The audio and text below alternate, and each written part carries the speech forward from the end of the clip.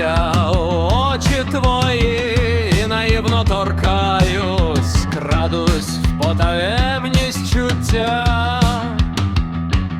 Ось тіло твоє, те, що прагне цілунків, дорога одна через ніч каяття.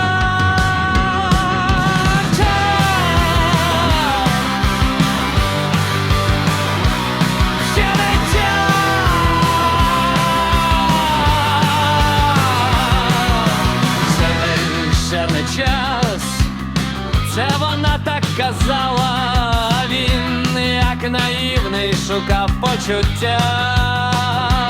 Мій стержень, як жезло, що ховався в неволі, бажав порішати твоє майбуття.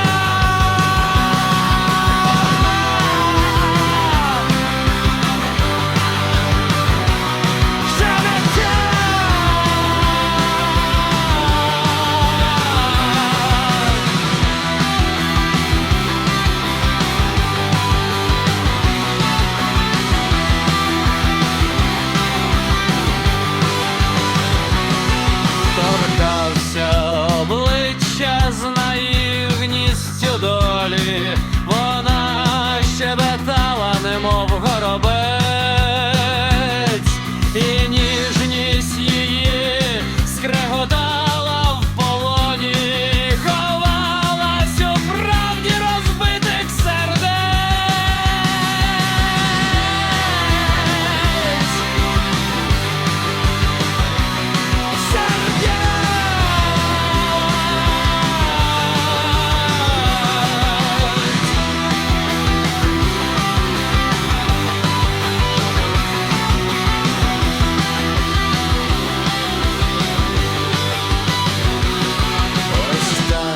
Ось цей гріх, що ховається в лоні, веде всіх закоханих в терне буття.